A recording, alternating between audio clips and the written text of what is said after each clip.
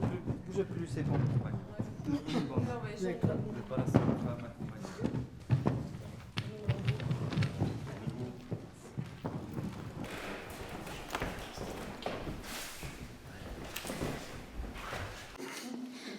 Quand je vais raconter à ma famille, à 70 ans, j'ai fait du théâtre, ils n'ont pas fini de rigoler. Au début, je voulais même pas venir comme monsieur. Non, mais hier, je suis rentrée de cette expérience, puis chez moi, j'avais plus mon courrier. Et puis j'avais une facture du CHU, une facture de CIGES, le Centre d'information et gestion d'économie de la santé, j'avais Sanitas. Je me suis dit, bah tiens, tout ce que j'ai vécu là, ça va au-delà de tout ça. C'était beaucoup plus fort que tout ça, puis je suis autre chose que tout ça. La maladie est un poids affectif très important. D'ailleurs, ce poids est psychosocial. Alors, le théâtre du vécu m'est apparu progressivement un outil majeur, tant pour l'hospice général que pour la médecine, pour essayer d'écouter le poids que représente l'accompagnement des gens qui sont à l'hospice général ou qui sont dans une structure hospitalière. L'expression soulage, mais c'est la création qui transforme. Or, le théâtre du vécu amène une expérience fondamentale qui est la création artistique. Voilà, bonjour. Merci à tous d'être là. Pour commencer, à vous d'abord. L'accueil au théâtre du vécu est primordial. Il faut que les participants se sentent attendus, bienvenus et respectés. Bonjour, Marcos. Bonjour. Parce qu'on reçoit chez nous des gens qui ont été parfois malmenés par la vie. Ils sont anxieux parce qu'ils ne savent pas au-devant de quoi ils vont, même si on leur a expliqué ce qu'il en était, ils ne savent pas où ils vont. Donc on les accueille avec un thé, un café, il y a des échanges déjà entre les gens qui ne se seraient pas forcément rencontrés, qui viennent d'horizons complètement différents, mais il y a un échange, il y a déjà des liens qui se créent à ce moment-là. Puis vous soufflez en même temps. Vous remettez les bras sous les genoux. Alors les premiers contacts établis, on va participer tous à des échauffements, des exercices théâtraux qui permettront aux liens déjà entamés au café à se poursuivre. Le premier jour est dédié à l'écriture. Le participant écrit un texte dans lequel il raconte un épisode important de sa vie. Quelque chose qui l'a marqué. C'est à travers de l'écriture que nous allons arriver à un texte qui sera le texte qu'on va mettre en scène. Chaque personne qui va écrire aura une petite lampe, des feuilles de papier, un crayon, un stylo. Et puis, on va être plongé dans une obscurité qui peut faire un petit peu peur. Elle est très mystérieuse aussi. Certains n'ont jamais pris la plume pour écrire, sinon peut-être une carte postale, mais encore. Donc ils ont très peur et c'est à nous de les rassurer, de les mettre en confiance.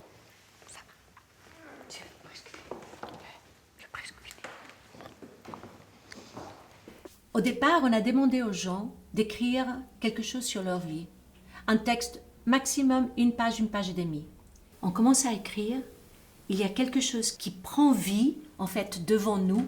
C'est la première distance, quelque part, et c'est comme si l'acte d'écrire commence à nous aider à mettre de l'ordre dans une expérience qui peut paraître chaotique, qui a perdu le sens, etc. L'acte de l'écrire va éclaircir, elle va nous révéler des choses insoupçonnées même de nous-mêmes. En général, on n'a pas l'habitude d'écrire un texte pour le théâtre, et des fois même, on n'a pas l'habitude d'aller au théâtre. Mais chacun, avec l'aide de l'équipe théâtrale et de l'ambiance qui se crée dans le groupe, arrive toujours à produire, à créer une pièce de théâtre qui est une merveille, une petite merveille et dont il est très fier. Parce qu'il ne pensait pas qu'il aurait été capable. Et il est surpris de découvrir même en lui-même des capacités qu'il ignorait. En fait, ça libère quelque part cet acte d'écrire. Aujourd'hui, j'aimerais pouvoir dire que ce que je vis est dur. Et encore, je pèse mes mots par habitude parce que ça me protège. Jusque-là, c'était plus simple de fonctionner comme ça. Gosto de estar aqui, mas não é evidente escrever o que nos vem na alma. Obrigado. Merci. Le deuxième jour, il devient le metteur en scène de ce texte. Il est bien sûr aidé par une équipe théâtrale professionnelle. Il y a un metteur en scène, 2 acteurs et un technicien pour la lumière et la musique. Est-ce que donc elle tire ce drap? Est-ce que tu veux qu'elle commence à parler en revenant dans le carré ou qu'elle parle qu'une fois qu'elle est dans le carré? Non, elle peut commencer à parler et elle peut même évoluer, enfin elle peut bouger dans le carré. Peut-être qu'elle se pose pour la fin. Qu'elle se pose pour la fin. Ouais. La pièce de théâtre, pour un participant, dure entre 5 et 7 minutes. Mais le travail autour de cette petite pièce, autour du texte, peut prendre jusqu'à 2h30. Mais qu'est-ce qui se passe dans ces 2h30? Eh bien, on parle du processus théâtral. Et on la traite vraiment de façon théâtrale. À ce moment-là, est-ce que c'est la nuit? Est-ce que cette lumière rouge est bien? Ou est-ce qu'il y a une musique, par exemple, la jeune fille et la mort qui va surgir parce que le texte parle de mon enfance, de mon adolescence, etc. La naissance est joyeux, c'est pas quelque chose de triste. Absolument. Parce que le parterre est noir, alors non, je préfère le blanc. Il peut y avoir aussi une couleur, si tu veux, en plus que blanc, genre le rouge, le vert, le jaune. Non, le blanc. Le blanc. D'accord. Le metteur en scène encourage l'auteur tout le temps à expérimenter des approches nouvelles de son texte et à aller plus loin dans ses transformations.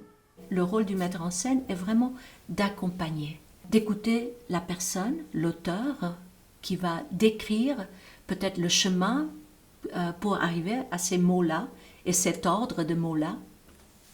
L'auteur voit ainsi petit à petit son histoire sous des éclairages différents et il commence à percevoir des significations nouvelles. Imaginaire, hein? Oui. Dans quel endroit imaginaire? Comment tu le verrais déjà le père? Assis, debout, en courant? Comment tu le verrais? Oh, beaucoup assis avec sa pipe. Assis, Puis il avait d'accord. toujours une pipe, il faisait des pauses. Et elle serait comment? Donc elle, ça, c'est qui elle? C'est vous. Ah, mais c'est moi. on va dire c'est un personnage. Ah, d'accord. Ouais. Elle serait comment? Il y a cette image de la sage-femme qui a une expérience, qui a une boîte à outils, mais qu'est-ce qu'elle va faire? D'abord, la sage-femme, elle va écouter. Elle va écouter la personne pour l'aider à donner naissance. Et dans ce cas, donner naissance à ce texte qui va peut-être profondément changer la façon que la personne a de se voir elle-même. L'auteur devient le héros de la scène. Il impose son pouvoir sur le jeu des comédiens, il domine l'espace, il vit une expérience très valorisante. Mais ils ne vont pas jouer leur texte. Et ça, c'est très important parce que tout le processus du théâtre du vécu appelle à prendre une distance avec cette expérience qui a été décrite dans le texte. Comme ça, à peu près? Oui. D'accord. On écoute les chiens qui se rapprochent. Et éventuellement... Voilà, comme ça? Oui, voilà. Comme ça? Toujours aux aguets. Il a vu quelque chose. Doucement. C'est un souvenir, hein? Ah oui. Et là? Ce qui a le plus marqué ma vie. Le troisième jour, Le participant assiste à toutes les pièces qui ont été créées. Il devient spectateur de véritablement un spectacle théâtral. La première fois qu'on a entendu le texte, on a perçu quelque chose. Le troisième jour, on va l'entendre si différemment, si transformé, si changé, aussi incarné. Tout d'un coup, toutes ces pièces vont se mettre à vibrer et à résonner entre elles. Oui, c'est un moment de grande émotion. Et puis, il y a des moments de discussion en groupe, à chaque étape, où tout le monde participe. Alors, est-ce qu'il y a quelqu'un qui a envie de partager Cette distance, ça fait un léger après, vraiment un truc où j'avais l'impression de voir une pièce de théâtre ou un film, et puis je me disais, oh ben, c'est pas mon histoire, mais ça pourrait être la mienne, mais c'est plus léger maintenant. Je me sens vraiment, qu'il aurait cru, hein, moi je me sens complètement libérée par ces 3 jours. Ça permet de créer une dynamique de groupe qui change totalement l'attitude des participants singuliers. Ils font partie d'un groupe. Mon histoire n'est pas celle de mon voisin. Mais en fait, avec mon voisin, on a les mêmes problèmes. C'est une magie, ça. Ces 3 jours que j'ai passés assez rapidement avec vous, ce sera un élément très, très important pour le reste de ma vie. Finalement, mon histoire, elle n'est pas meilleure, moins ou pire que les autres, il y en a des bien pires. Mais la richesse de ces 3 jours, c'est d'avoir rencontré tous ces gens, toutes ces personnes vraiment admirables. Je préfère être ici et avoir perdu une semaine de vacances, parce que ça va rester pour toujours. Mais vous avez vu cette richesse d'une rencontre de professionnels du théâtre, de souffrants sociaux, de malades qui ont une maladie de longue durée. Mais il y a un miracle qui se passe. Alors venez participer à ce miracle et venez faire un théâtre du vécu. Et puis si on dit qu'on a de la chance de faire ça, oui d'accord, on a de la chance parce qu'on a eu le courage de participer. Alors c'est plus de la chance.